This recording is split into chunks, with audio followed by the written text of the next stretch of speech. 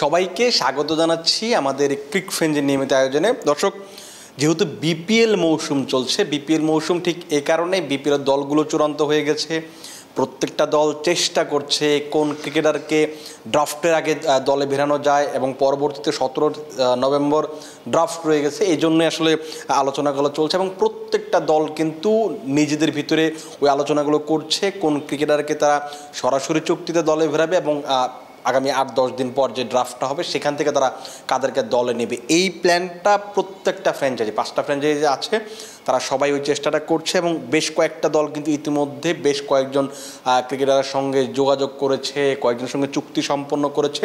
তার ভিতরে আপনি ঢাকা ক্যাপিটালসের নামটা সবার উপরে বলতে পারেন। তারা মোটামুটি অফিসিয়ালি ব্যাপারগুলো জানিয়ে দিয়েছে যে কোন কোন ক্রিকেটারের সঙ্গে তার ড্রাফটের আগে সরাসরি চুক্তি করছে। সবচেয়ে বড় আলোচনার বিষয় যেটা, সেটা হচ্ছে যে ড্রাফটের আগে দলগুলো আসলে কতজন করে দেশি ক্রিকেটার দলে ফেরাতে পারবে, মানে সরাসরি চুক্তি করতে পারবে, সেটা কিন্তু এখনও নিশ্চিত না।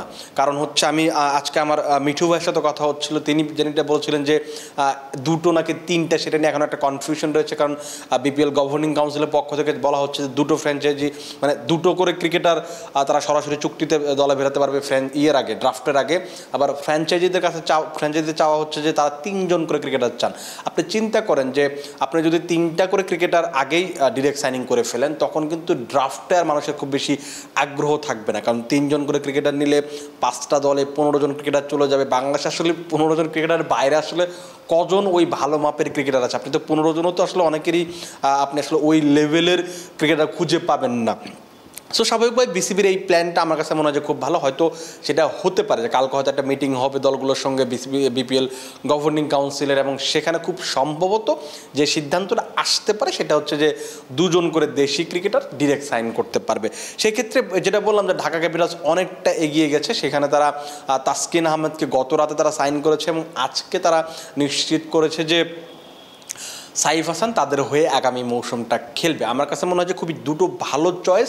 আপনি যদি সিলেট টাইটান্সের দিকে তাকান, সেক্ষেত্রে ঢাকা ক্যাপিটালসের চয়েসটা কিন্তু খুবই ভালো। কারণ সিলেট তারা মেহেদী হাসান মিরাজ এবং নাসুম আহমেদকে তারা দলে নিয়েছে এবং আপনি যেটা দেখবেন যে নাসুম আহমেদ যেহেতু তাদের শহরের ছেলে, তাদের এলাকার ছেলে, স্বাভাবিকভাবেই, এবং নাসুম আহমেদ লাস্ট কয়েকটা মাস যাবৎ জাতীয় দলের হয়ে বেশ ভালো পারফর্ম করছেন, সে কারণেই তারা নাসুমকে নিয়েছেন। মিরাজ গত মৌসুমের টুর্নামেন্টের সেরা ক্রিকেটার ছিলেন, 13টা উইকেট পেয়েছিলেন, 300-র বেশি 350-র বেশি রান করেছিলেন, স্বাভাবিকভাবে তার প্রতি নজর ছিল। কিন্তু আপনি যদি কম্পেয়ার করেন ঢাকার সাথে, সেক্ষেত্রে মনে হয় যে ঢাকার চয়েসগুলো বেশ ভালো। কেন ভালো? কারণ আপনি যদি সাইফ হাসানের কথা বলেন, গত বিপিএলে রংপুর রাইডার্সের হয়ে বেশ ভালো ক্রিকেট খেলেছেন, 350-র মতো খুব সম্ভবত রান করেছিলেন।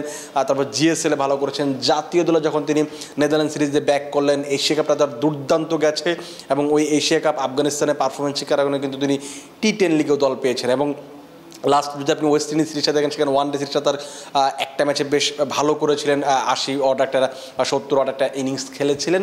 সো বেশ ছন্দে আছেন এবং স্বাভাবিকভাবেই চাইবেন যে দেশি ক্রিকেটারদের ভিতরে যারা ছন্দে আছেন তাদেরকে আপনি দলে নিতে চাইবেন। এবং আমার কাছে মনে হয় যে গতবার যে জিনিসটা তাদের প্ল্যান ছিল যে তানজিদ হাসান তামিম এবং লিটন দাসকে তারা দলে নিয়েছিল, সেখানে এই 2জন যেদিন ভালো করেছেন সেদিন হয়তো তারা ভালো ক্রিকেট খেলতে পেরেছে, সেটা আর বাকি দিন খেলতে পারেনি। তাদের গতবারের 2-1টা কম্বিনেশন, মানে 2-1জন ক্রিকেটার বাদে বাকি চয়েসগুলো কিন্তু খুব বেশি ভালো ছিল না। সেক্ষেত্রে মনে হয় যে ড্রাফটের আগে যে কাজটা করতে হতো সেটা খুব দারুণভাবে করেছেন। একজনকে আপনি ডানাতি ওপেনার নিয়েছেন এবং তিনি দারুণ ছন্দে রয়েছেন এবং আপনার গত বিপিএলের one of the best bowler যদি আপনি চিন্তা করেন তাসকিন আহমেদ, এবং সাম্প্রতিক সময়ে বাংলাদেশের one of the best pacer, তাকে আপনি দলে নিয়েছেন। আপনি নিশ্চিতভাবে আপনি তার কাছে এক্সপেক্ট করবেন 20 থেকে 25টা উইকেট একটা মৌসুমে এনে দেবে এবং আপনি সাইফ হাসানের কাছে চেষ্টা করবেন 400 থেকে 500 রান যেন তিনি করতে পারেন, সেটা তাদের নিশ্চিতভাবে প্রত্যাশা থাকবে। এবং শাকিব খানের যে ঢাকা ক্যাপিটালস দলটা, সেখানে মনে হয় যে ড্রাফটের আগে বাজিমাতটা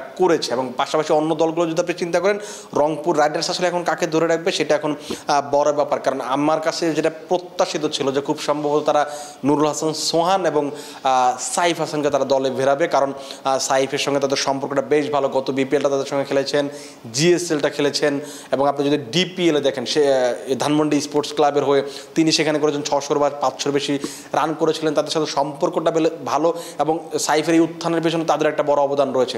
তো আমার কাছে মনে হচ্ছিল তারা তাকে দলে নেবে। কিন্তু জানি না, তাদের প্ল্যানটা হয়তো তারা ভালো বলতে পারবে। সেক্ষেত্রে একটা চয়েস তো নিশ্চিতভাবেই আপনি বলতে পারেন যে নুরুল হাসান সোহান তাদের ক্যাপ্টেন, লাস্ট কয়েক বছর ধরেই তাদের ডিপিএলে বলুন বা বিপিএল বলুন সব জায়গায় তিনি ক্যাপ্টেন্সি করেন, তিনি থাকবেন নিশ্চিতভাবে এবং অন্য একজন ক্রিকেটারকে হয়তো তারা দলে ফেরাবেন। এবং বিদেশি চয়েসগুলো তারা কাকে নিচ্ছেন সেটা একটা বড় প্রশ্ন হতে পারে।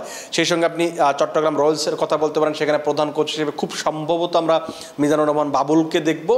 তিনি ফরচুন বরিশালের সঙ্গে ছিলেন, তার সময়টাতে ফরচুন বরিশাল চ্যাম্পিয়ন হয়েছে, নিশ্চিতভাবেই ঘরোয়া ক্রিকেটে বেশ এক্সপিরিয়েন্স রয়েছে এই দল বা অন্যান্য দলগুলোর সঙ্গে তিনি নিয়মিত কাজ করছেন, বিসিবির আন্ডারে রয়েছেন, তাকে নিতে চাইছে এবং মোটামুটি চুক্তিটা হয়ে গেছে যতটুকু জানাচ্ছে। এবং চট্টগ্রাম যেটা করছে যে দু তিনজন ক্রিকেটার আছেন যারা এখন জাতীয় দলের বাইরে, তাদেরকে একটা বড় দায়িত্ব দিয়েছেন যে তারা দলটা গুছিয়ে দিবে। সেক্ষেত্রে 4-5 জন ক্রিকেটারের সঙ্গে আলোচনা চলছে তাদের, যে ড্রাফটের আগে তারা কাকে চুক্তি করবে বা সাইন করবে। সেক্ষেত্রে হয়তো আমরা আগামীকাল একটা আপডেট পাবো যে কোন দুজনকে শেষ পর্যন্ত সাইন করাচ্ছে, সেটা হয়তো আমরা জানতে পারবো। এবং আগামী 2-1 দিন হয়তো আমরা এই ব্যাপারগুলো নিয়ে একটু আলোচনা করব যে কোন দলে কে যাচ্ছেন, কাকে দ্বারা কে ডিরেক্ট সাইন করাচ্ছেন, সেই ব্যাপারগুলো হয়তো আমরা জানতে পারবো এবং আপনাদেরকে সবাইকে জানানোর চেষ্টা করব। আপনি কমেন্ট বক্সে জানাতে পারেন যে ঢাকা ক্যাপিটালসের দুটো চয়েস কেমন হলো, মানে দুটো যে ডিরেক্ট সাইনিং হয়েছে সেটা কেমন হলো, এবং আপনি কোন দলকে সমর্থন করছেন, কোন দলে